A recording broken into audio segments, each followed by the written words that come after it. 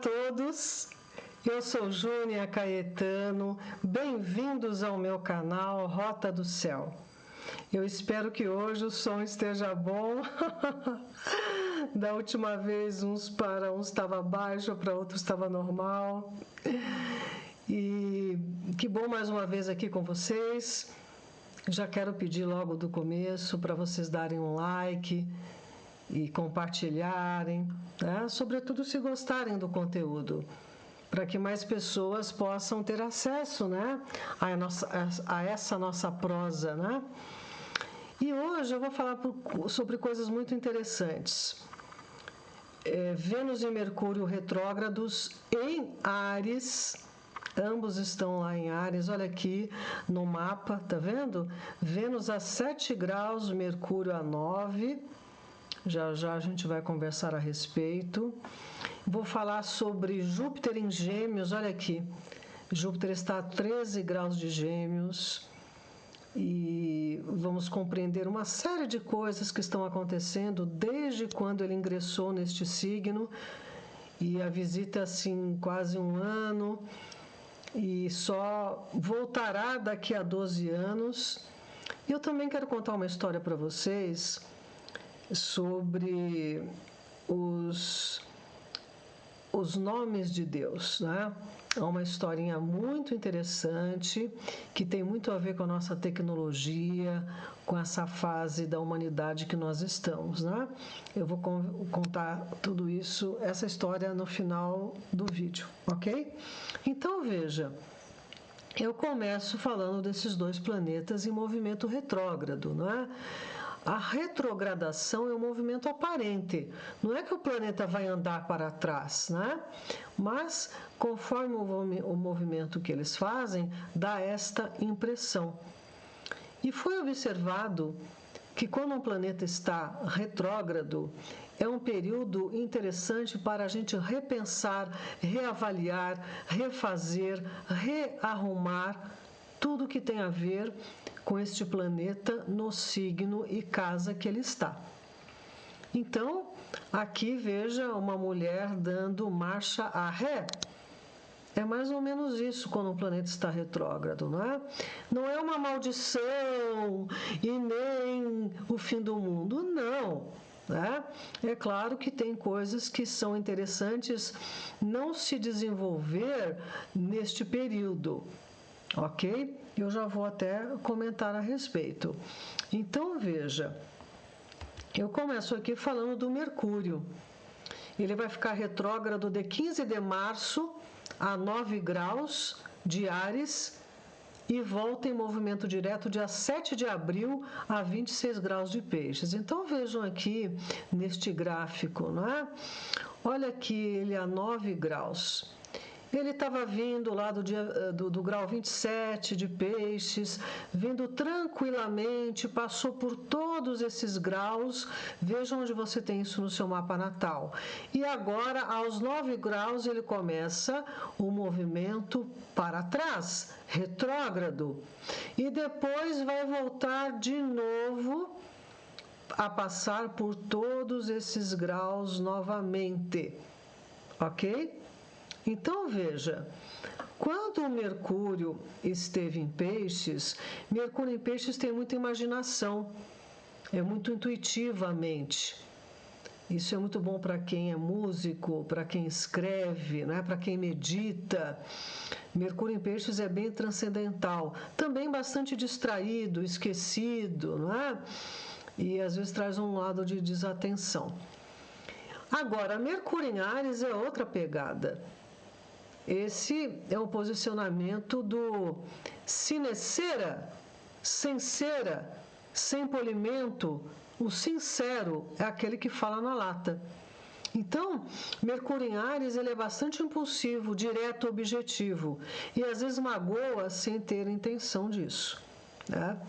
Então, ainda mais quando está retrógrado. Pode criar aí muitos casos, ofensas. O que tem que tomar cuidado? Com maledicência, praguejar, fofocaiada, né?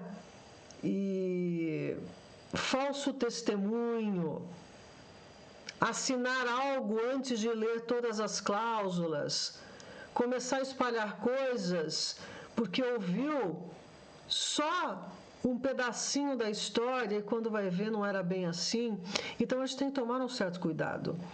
Mercúrio, ele representa o médico e o tratamento médico.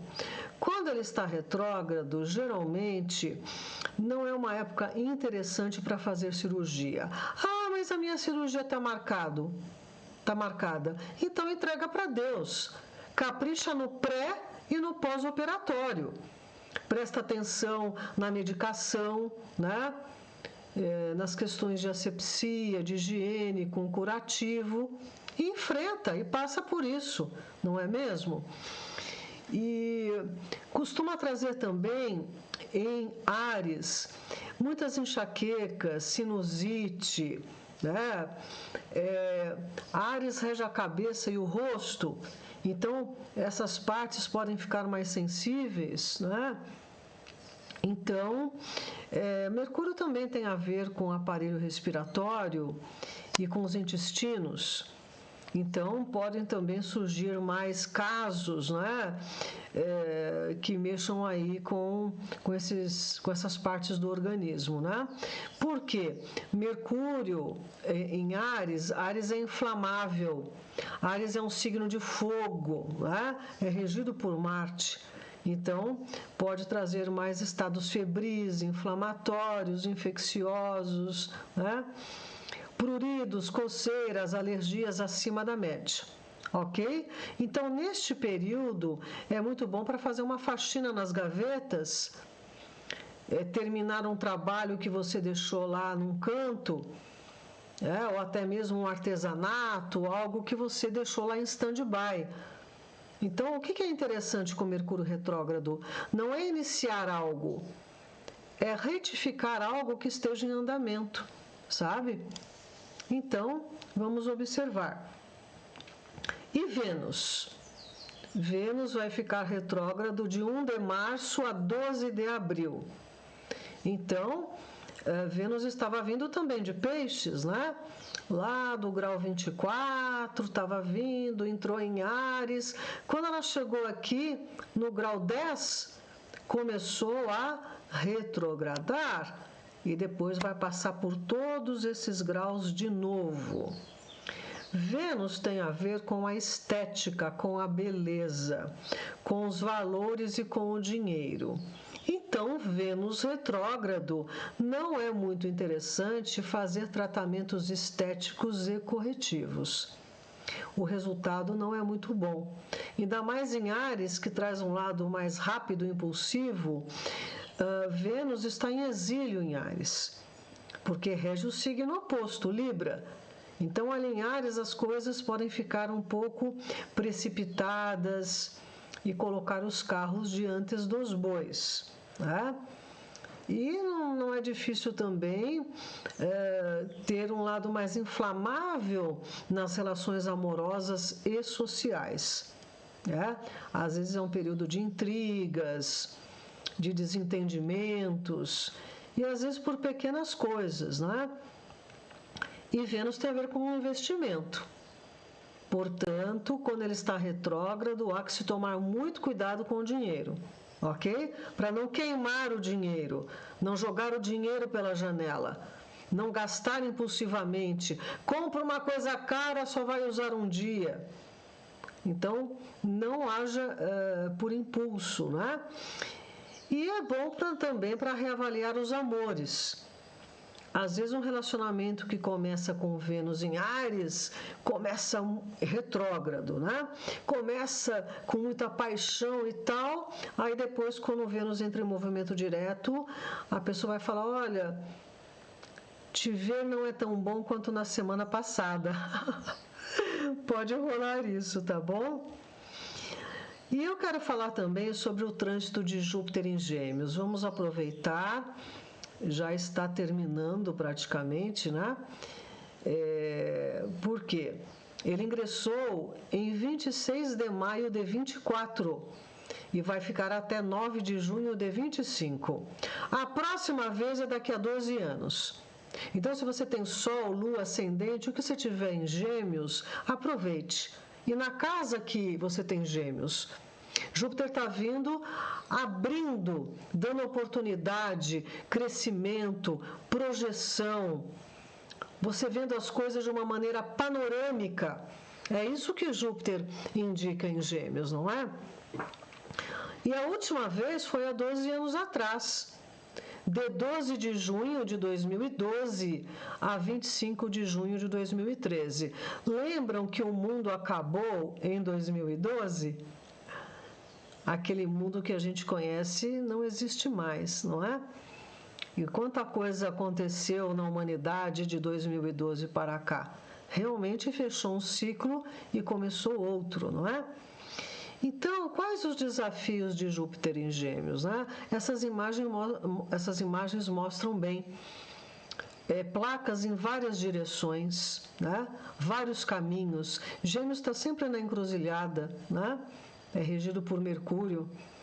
E também, o que é importante? Montar o quebra-cabeça de tanta informação. Às vezes a gente fica perdido, né? E acaba tomando uma decisão por conta de uma informação isolada e tem dificuldade de compor a situação. Júpiter em Gêmeos traz essa oportunidade, né? De fazer os links, os câmbios. Então, os desafios de Júpiter em Gêmeos, essa questão dos vários caminhos, as narrativas, o duplo sentido. Então, temos que integrar as partes, fazer os links. É um período de verdades, meias-verdades e inverdades. Por isso que a gente tem que filtrar muito, sobretudo a mídia. Júpiter é a mídia. Mercúrio também tem a ver com jornalismo, né? Com jornalistas, com a comunicação. Hoje em dia a gente tem mais comentarista do que jornalista que vem trazer os fatos, né? É impressionante.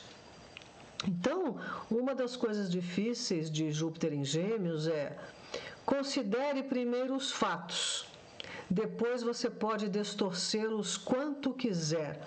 Geralmente é isso que é feito, né? E a gente sabe dessa história do mundo pós-verdade. Aqui tem um exemplo para vocês. Na época da crise sanitária, foi muito complicado dar algum tipo de opinião que a mídia ou o sistema não quisesse. Houve muita perseguição e cancelamento a médicos, cientistas e também meros mortais que traziam uma alternativa. Olha, vamos olhar por um outro lado? Olha, será que isso aqui não funciona? Peraí, será que é por aí que a gente tem que fazer as coisas? Foi uma coisa horrorosa. Em nome da ciência que virou uma religião.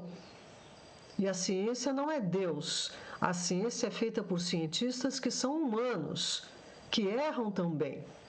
Quer ver 2 exemplos? Na Alemanha, na época da crise, não se podia falar nem cogitar que provavelmente a origem do problema veio de um laboratório lá na Ásia. Pessoas foram presas, até se tem notícia que um dos senhores que foi preso acabou até perdendo a vida. Agora, esse mesmo país aponta que pode sim ter ocorrido um acidente de laboratório. Então, como assim? Quer dizer que no começo todo mundo é censurado, é preso e de repente nós vamos descobrir a verdade? A gente tem que tomar muito cuidado porque situações como essas e parecidas a essas virão e já estão acontecendo. Da mesma maneira esse senhor, né? Ele teve a cara de pau e a postura hipócrita de dizer que essa organização nunca impôs nada a ninguém. E a gente sabe qual foi a pressão, a exigência, o cerco, tocar o medo em todo mundo. E agora não é bem assim. Então, isso tem muito a ver com essa pegada geminiana, jupiteriana, né? Na época, Júpiter não estava em Gêmeos, mas agora sim. Então, nós estamos vendo as meias verdades vindo à tona. Então, veja, aqui tem uma citação do Mo Gaudat, ele é um ex-diretor do Google. Ele, inclusive, ele escreveu um livro, não sei o que da felicidade. Porque ele, muito famoso, rico e coisa e tal, e não estava feliz. O algoritmo da felicidade, se não me engano. E ele perdeu um filho querido também numa circunstância muito difícil. Enfim, e aí ele começou a filosofar e a refletir muitas coisas, né? E ele disse o seguinte: quando você está num mundo em que escolhe em aprisionar a própria mente por rejeitar que lhe digam que você não gosta, é a expressão final de 1984. Quem não sabe, esse é um livro do George Orwell, né, que fala sobre a vigilância em massa, lavagem cerebral na sociedade, que é mais ou menos o que a gente está vivenciando hoje, né? E que nós estamos no mundo pós-verdade. Isso vem lá de 2016, quando numa reunião lá dos poderosos, eles falaram isso, que o que importa é a narrativa e não a verdade, né? O que importa é a versão do fato que você quer adotar como verdade. E é isso que anda acontecendo, sobretudo com Júpiter em Gêmeos, né? É o politicamente correto. Só que não é o que se fala, é quem fala. É um absurdo, na verdade, né? É realmente uma hipocrisia total. Então ele continua dizendo: não é que precisamos continuar mentindo para você. Você mesmo se certificará de que lhe é dito apenas aquilo que você quer ouvir e ponto. Não tem mais discussão. Se você fala uma opinião, você é isso, você é ista, tudo quanto é ista que querem te colocar. Ninguém dialoga, todo mundo apaixonado por uma causa, na verdade por si próprio, porque é ego. Se você admite e apoia um erro de alguém, só porque você gosta desse alguém, isso é uma questão de ego, porque você não quer admitir que essa pessoa a quem você deposita tanta pompa e circunstância erra.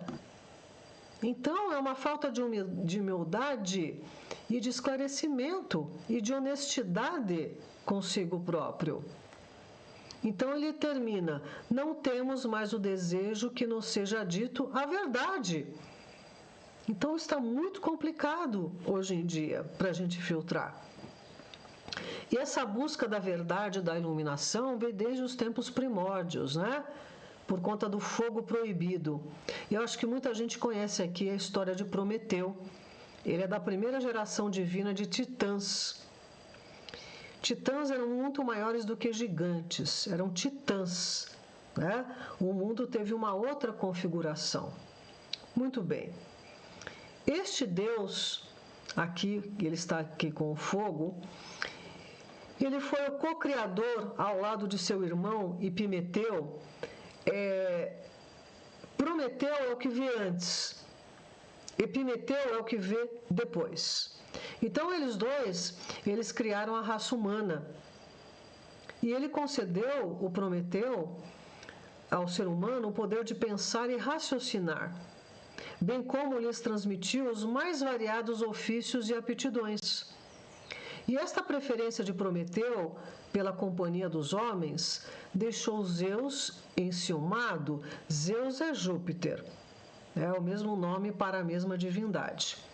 Isso piorou quando ele rouba o fogo dos deuses da oficina de Hefaístos, que é este aqui, olha, o ferreiro dos deuses, para dar esse fogo à humanidade, para melhorar a condição da humanidade, para que a humanidade pudesse cozinhar, pudesse sair do escuro, pudesse se iluminar. em todos os sentidos, não só no físico, mas também no espiritual. E Zeus ficou furioso e decidiu punir Prometeu, decretando ao ferreiro Efaístos, de onde ele roubou o fogo de sua oficina, que o prendesse em correntes junto ao alto do Monte Cáucaso, e durante 30.000 anos, dos quais ele seria diariamente bicado por uma águia no fígado, e o fígado se regenera fácil. Então, de dia ela bicava, de noite o fígado regenerava, e assim, dia e noite, esse castigo acontecia. Como Prometeu era imortal, o seu órgão se regenerava constantemente, e o ciclo destrutivo se reiniciava a cada dia. Isso durou até que o herói Hércules o libertou. E no lugar ficou Quiron, o mais sábio dos centauros, que também tinha uma doença incurável e ele era imortal. E depois Zeus se compadeceu de Quiron e o levou lá para o céu, né? E ele virou lá a constelação de Sagitário. Mas veja, por que Zeus, o pai dos deuses, não queria que a humanidade fosse iluminada, conhecesse a verdade? Né? Então isso é uma coisa muito arcaica do ser humano, né? Que vem da condição do ser humano. E por conta dessa falta de iluminação veio o caos. E o deus da mitologia ligado ao caos é o Moros. Moros, o que ele faz? Ele pega 3 flechas de Eros, aquelas flechinhas do amor, lembra? Eros, o amor erótico. Quem era atingido por aquela flecha se apaixonava, amava perdidamente alguém. E aí o que o Moros faz? Ele pega 3 flechas de Eros e passa uma parte de sua energia para elas e depois as esconde no mundo mortal. Quando as flechas fossem disparadas, faria o tempo voltar ao tempo do caos, fazendo com que tudo começasse novamente. A coisa do Sansara. E o Moros, o deus da sorte e do destino, ele era filho de Nix, a noite, e de Erebus, as trevas. E as suas irmãs eram as moiras, que decretavam os destinos. Veja, uma mede, a outra fia e a outra corta. Tá?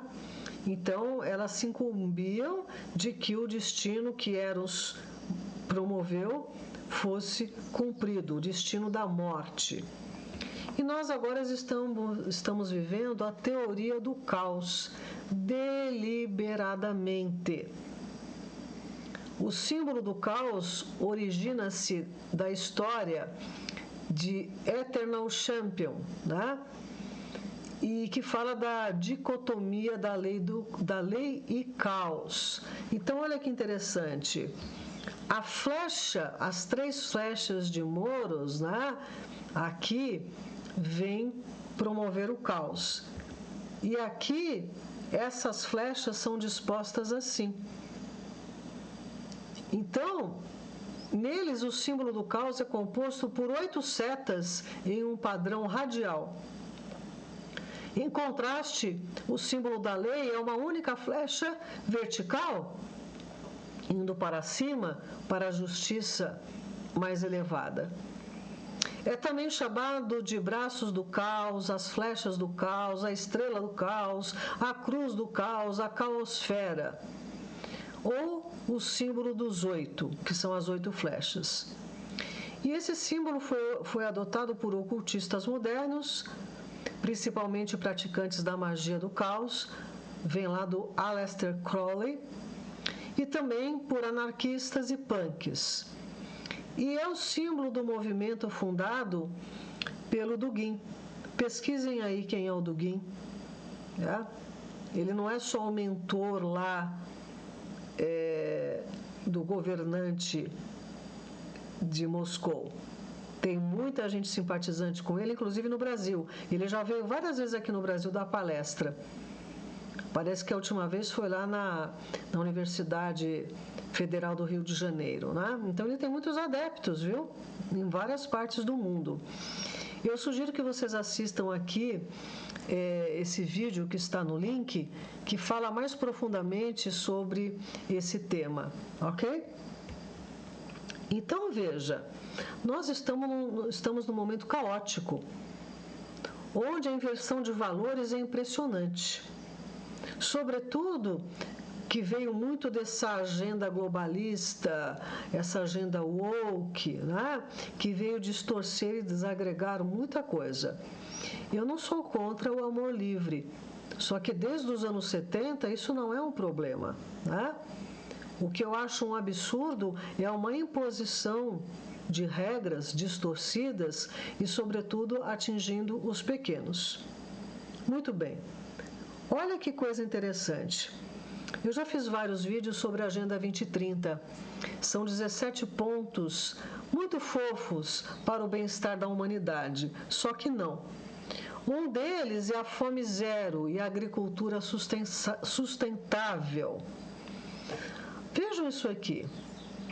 Milkshake de cocô melhora a microbiota de bebês cesáreos, diz estudo. Ora, qualquer pessoa com 2 neurônios sabe que as fezes é tudo aquilo que o seu organismo tirou de impuro e precisa ser eliminado. Como é que estão fazendo esse tipo de consideração? Como assim? A gente sabe que o que protege a criança é o colostro, que é aquela substância no leite materno que a mulher segrega do seu seio nos primeiros dias da amamentação. E não isso aqui. Onde é que nós estamos? Então, veja, em nome dessa fome zero, que se eles quisessem acabar com a fome, eles fariam, porque eles não mandam para a África comida substancial, eles mandam remédios, fazem daquele povo um laboratório e também mandam umas pastas, numas embalagens. Isso é uma hipocrisia. Então, as políticas públicas para o net zero são ações governamentais que visam reduzir as emissões de gases de efeito estufa. O net zero é um compromisso global que envolve indivíduos, empresas e governos. Um detalhe importante: o ser humano é feito de carbono. E agora, com esta pegada de um governo global, uma moeda global e tudo isso, eles vão controlar o que você come. Já estão fazendo isso com o gado, com as aves. Independente de você ser vegetariano, vegano ou carnívoro, o ser humano precisa de proteína. Vai falar para um pedreiro, para quem pega no batente, comer só vegetais. A constituição dele não aguenta. Então, eu acho que a gente precisa deixar de ser hipócrita também. Então, vejam, eles estão querendo tirar a proteína do ser humano. Mas então, que legal, vamos libertar o reino animal do sofrimento. Concordo. Vamos então comer a proteína vegetal. Não vai ter. Eles estão acabando com as fazendas e as plantações. Mas vamos comer o ovo. Não vai ter. O ovo também está sendo escasso e eles estão acabando com as galinhas, porque diz que tem um bichinho aí atacando as galinhas. Vocês entendem o que está acontecendo? Você vai pagar pela sua taxa de carbono, até mesmo pelo pum que você solta. Por quê? Porque essa é a desculpa que eles dão para o gado, sabe? É um absurdo o que está acontecendo. Isso está dentro de um Códex Alimentários que já existe desde 68. Aliás, desde 63. Em 68, o Brasil aderiu a esse Códex Alimentários. Que eles que ditam o que tem que ser, o que não tem que ser. E agora isso está sendo muito nefasto, porque a grande controvérsia sobre isso está relacionada a uma percepção de que seja um padrão mandatório para a segurança segurança de alimentos, incluindo vitaminas e suplementos minerais. Eles começaram a demonizar os suplementos vitamínicos de uns tempos para cá. Então a gente tem que tomar cuidado com essa indústria, sobretudo a Big Pharma, que quer todo mundo doente. E sabe o que eles querem te oferecer? Insetos. Além dos transgênicos, que modificam toda a molécula, o gene dos alimentos, agora eles querem dar leite de barata. Tem 3 vezes mais energia que o de vaca. Ora, faça-me o favor. O que é isso? Vocês acham que a elite vai dar para os seus filhos esse trem? Vocês acham que o tio Bill, que é dono das maiores terras agrícolas produtivas dos Estados Unidos, vai comer inseto? Mas é isso que eles estão querendo nos enfiar. E está vindo lá da Holanda um alerta grave, porque a Holanda é um dos países de maior produção de alimento do mundo, não é? 30% das fazendas da Holanda de produção agropecuária desaparecerão em menos de 3 anos, se for cumprida a determinação dos Ministérios da Natureza e da Agricultura, da Agenda Verde, de reduzir em 12% até 2030 a poluição baseada em nitrogênio. Precisa de nitrogênio para a terra, para plantar. Agora o nitrogênio é um outro vilão, junto com o carbono. O que está acontecendo com a humanidade que está aceitando tudo isso passivamente? Não pensa no que está acontecendo? Vejam aqui no Brasil. Eu não gosto de falar muito do Brasil, porque acontece um celeuma danado nos comentários. É uma coisa absurda como as pessoas distorcem e não entendem que não se trata de partido político, ideologia, fulano ou beltrano. Se trata de situação, se trata de efetivo, se trata de fatos. Eu não fico falando da personalidade, eu falo da atitude da pessoa que governa, seja ministro, presidente, deputado, seja quem for. Mas as pessoas não têm maturidade para isso, infelizmente. Mas cabe lembrar o seguinte: os ovos estão muito caros, não é mesmo? Agora, por que eles não vão chamar a atenção desta companhia aqui? Que ela comprou a maior produtora de ovos do Brasil e da América Latina. Ninguém vai falar com eles? Ah, não, é o pequeno produtor. Ah, não, é o atravessador. Como assim?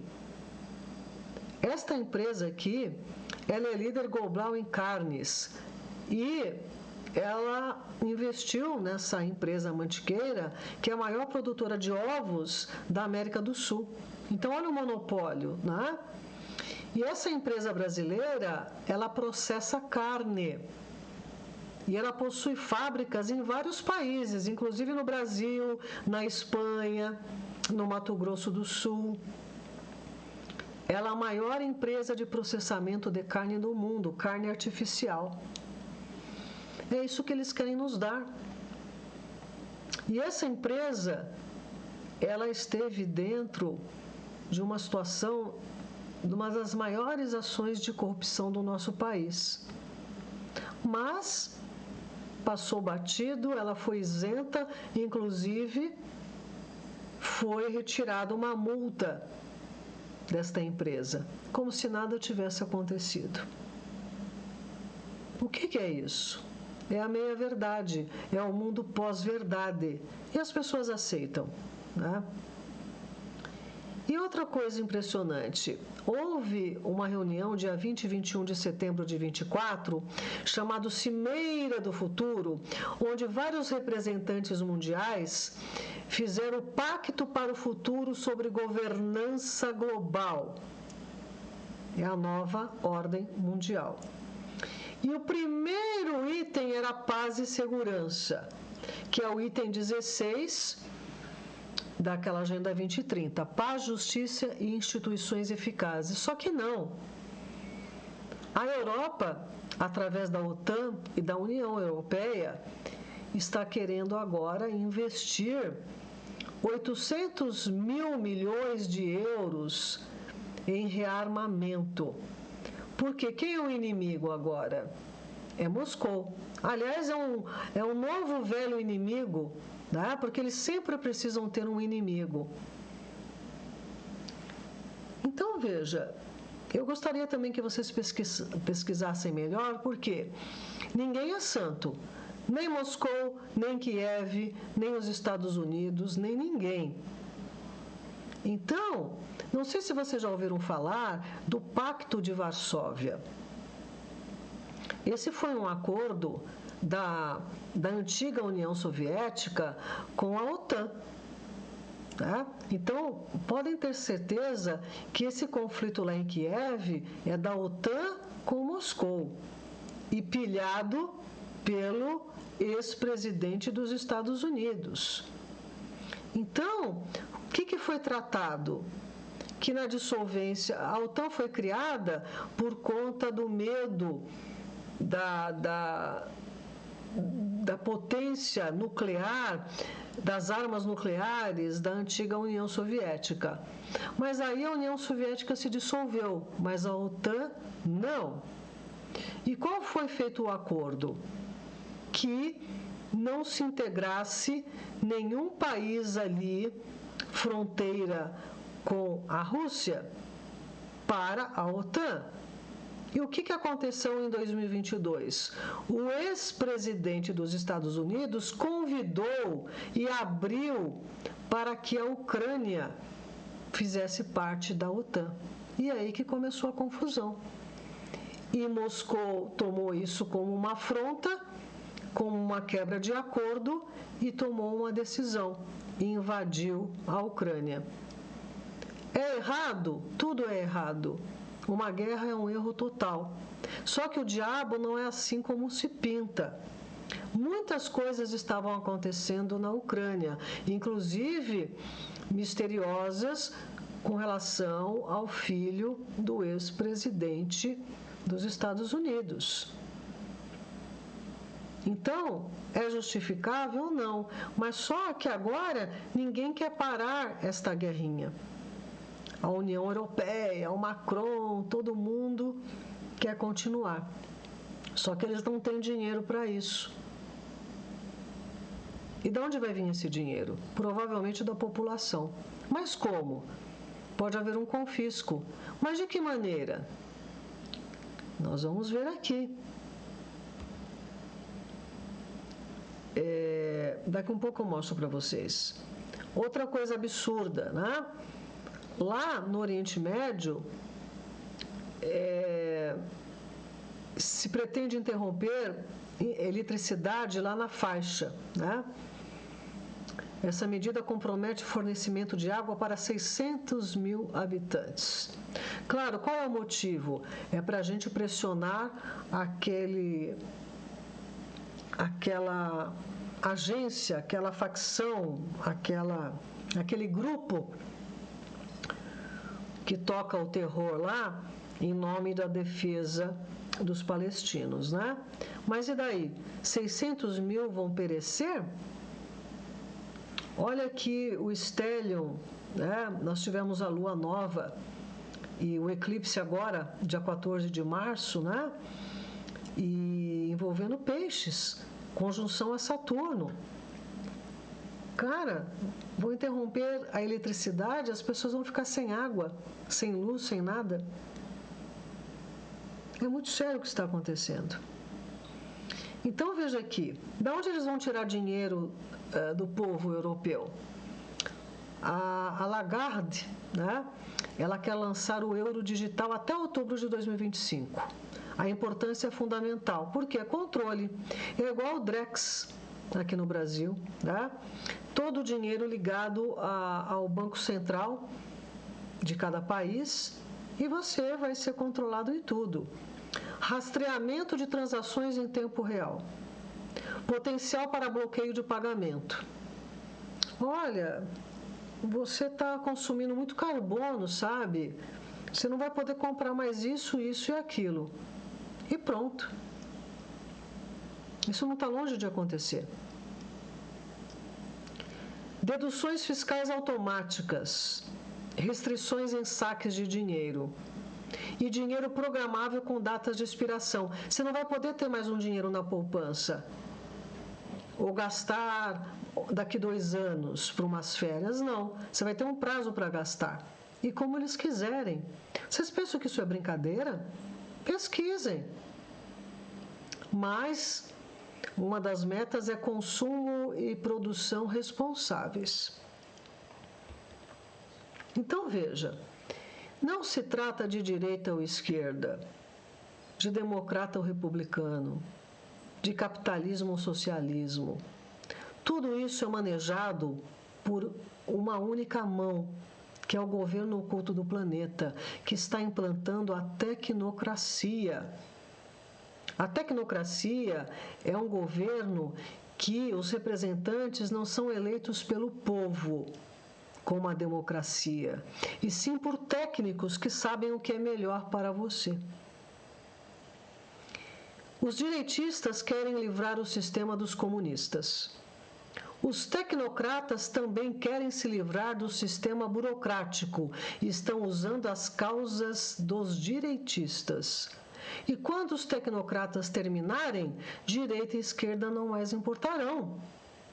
É disso que se trata, minha gente. Prestem atenção no que está acontecendo no mundo. E, sobretudo, nos avanços na tecnologia. Essa tecnologia de computação quântica não é deste mundo. Isso tem muito a ver com a historinha que eu vou finalizar já, esse vídeo que eu vou contar para vocês. A Microsoft produz chip quântico com o novo estado da matéria, nem sólido, nem líquido e nem gás. É impressionante isso. É a Majorana, né? O primeiro chip quântico do mundo que pode quebrar o código da blockchain. Vocês estão achando que a criptomoeda ela é segura, não vai ter rastreamento? Por ilusão. Leiam depois aqui o texto sobre isso. As coisas estão muito adiantadas. Então, veja, eu vou contar uma historinha muito breve para vocês, que é do livro Despertar dos Mágicos, do Jacques Bergier e Louis Pauwels. Acho que é assim que pronuncia o nome dele, desculpe.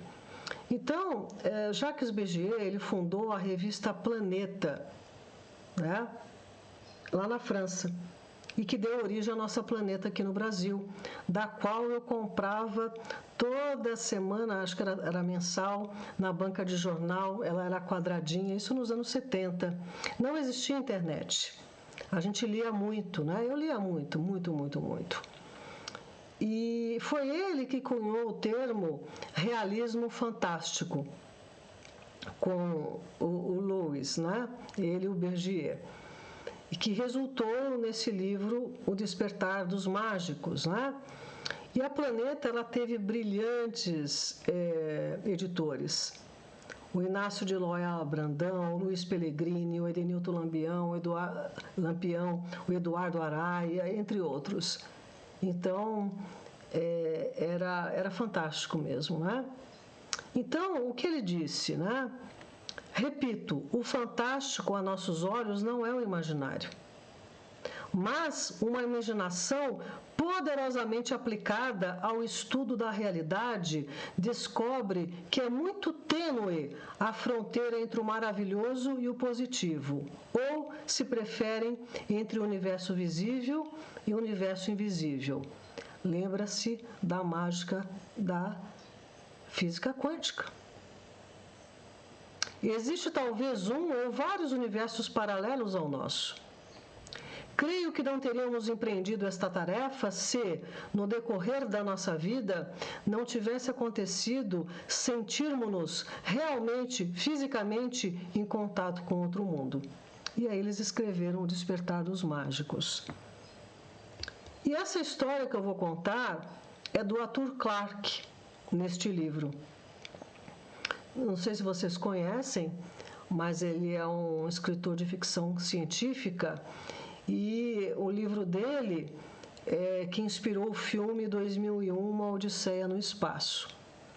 E o Arthur Clarke, ele fez 3 leis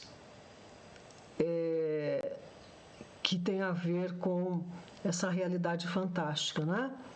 Quando o cientista experiente diz que algo é possível, é quase certo que está correto.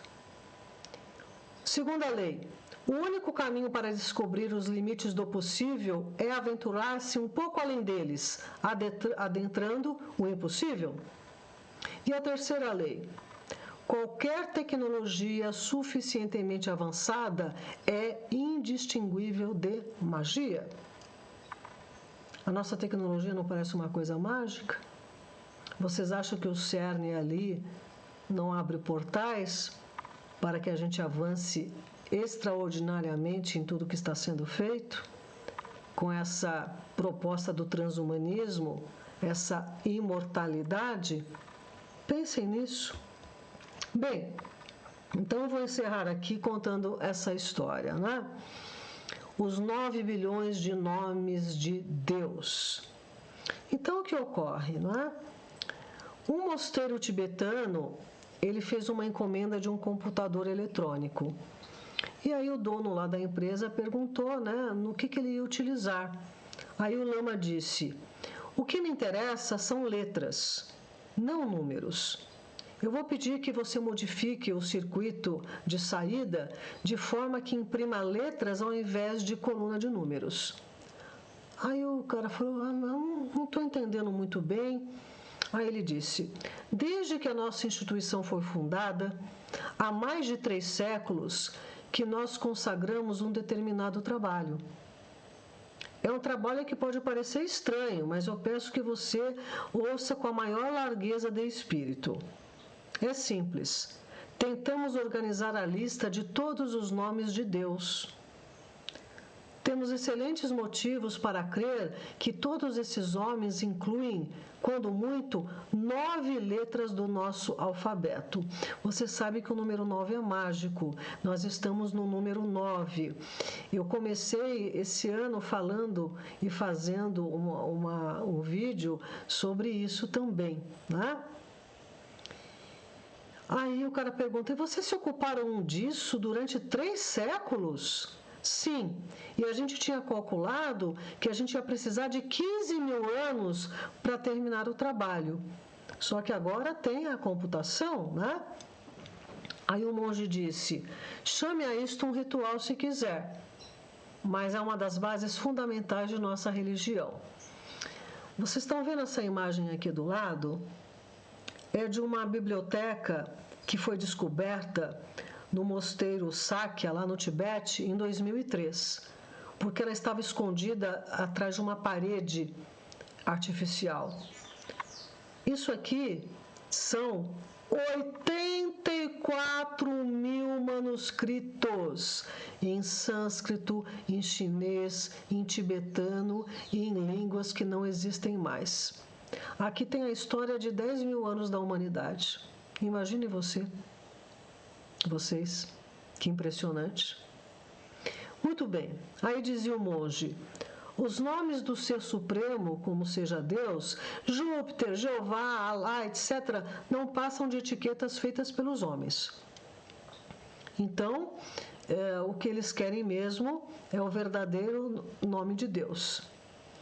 E o nosso objetivo é descobri-los e escrevê-los todos.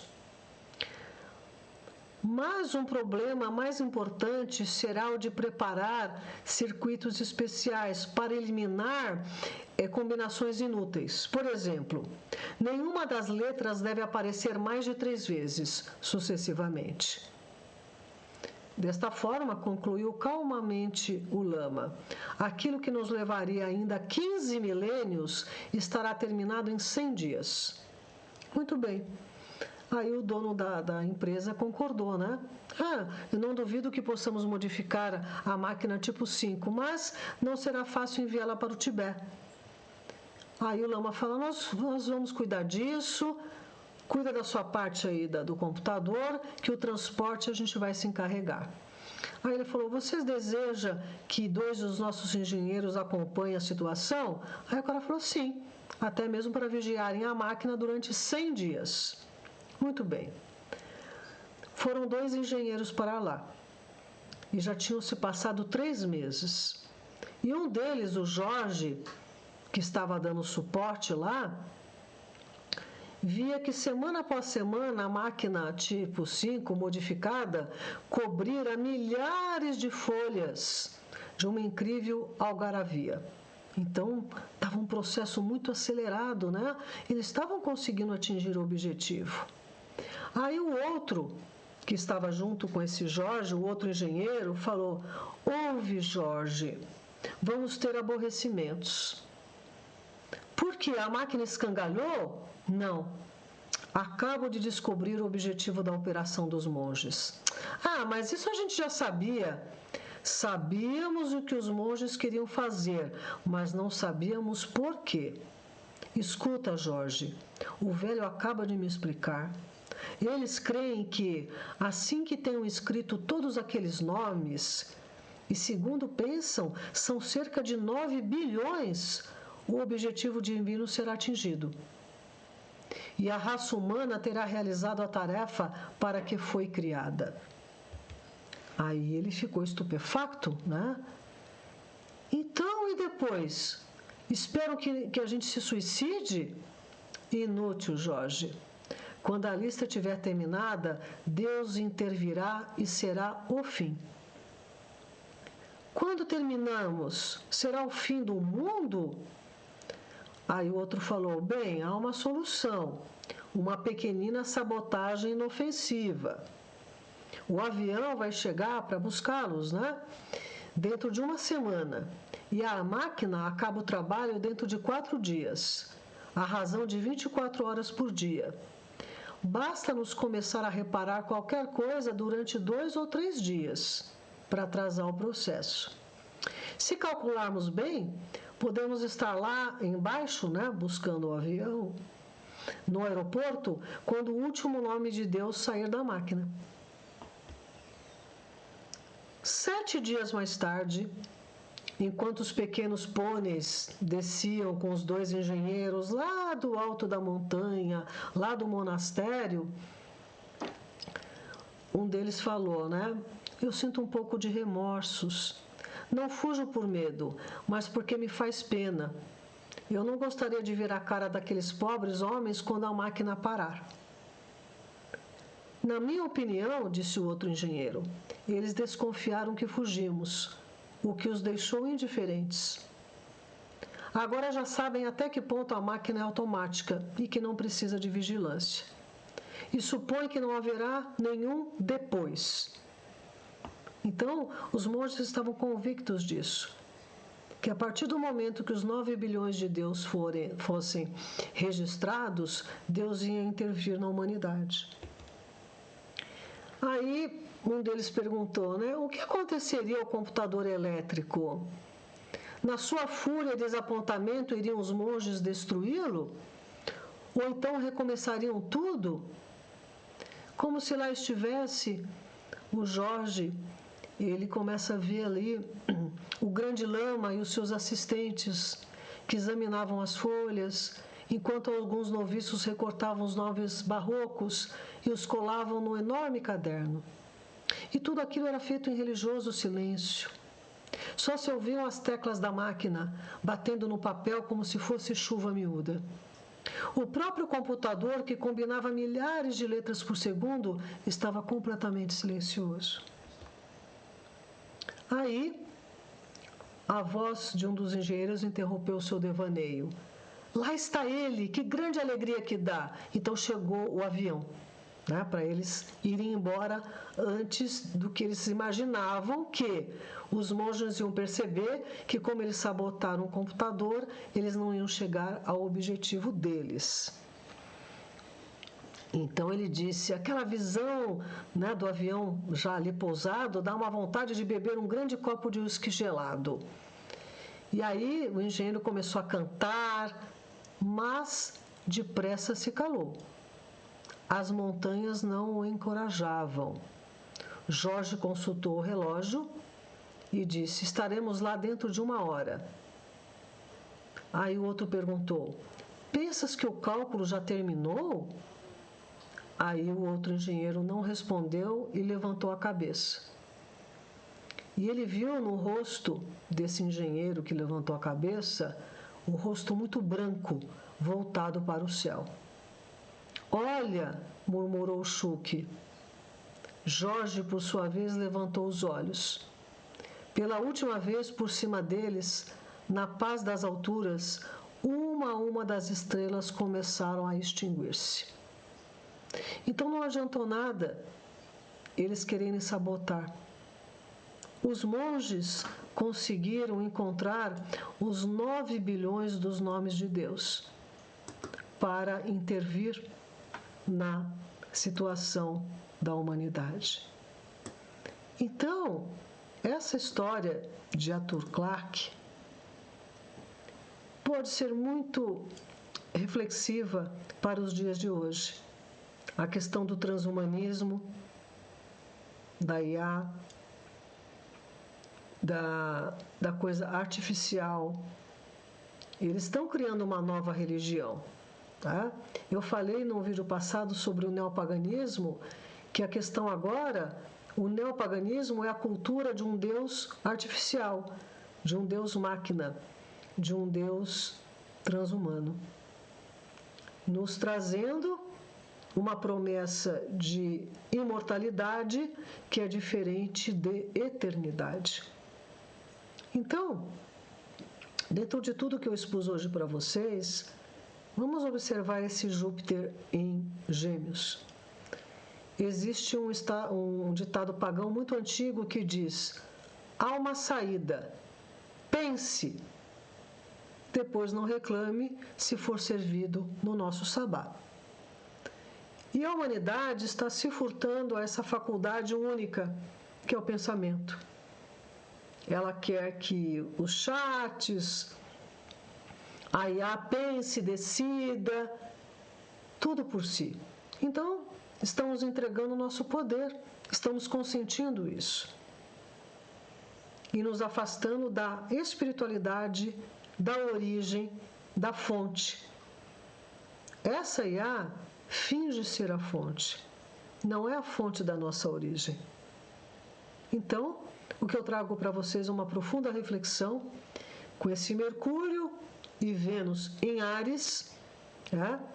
Fiquem alerta, reavaliem, repensem, se reorganizem, porque com a computação quântica nós estamos indo a passos larguíssimos para uma inteligência artificial geral, que é a singularidade, que aí sim vai decidir pelas nossas vidas. E esse Plutão em Aquário é a ditadura tecnológica, é controle, controle, controle. E farei inúmeros vídeos sobre Saturno e Netuno em Áries. A guerra é espiritual. A pegada do transhumanismo é religiosa. Podem estar certos disso. Tá bom, meus amados? Eu agradeço a companhia de vocês. Mais uma vez eu peço um like e que vocês compartilhem. E é isso, meus queridos. Vamos fazer valer a nossa dignidade, a nossa honra, né? Só os humanos podem tomar uma providência. Somos nós que estamos aqui vivinhos dentro do simulador, não é ninguém mais. É a gente que pode arranjar ou desarranjar tudo isso. Ok, meus amados? Um grande abraço para vocês de todo o meu coração e até breve.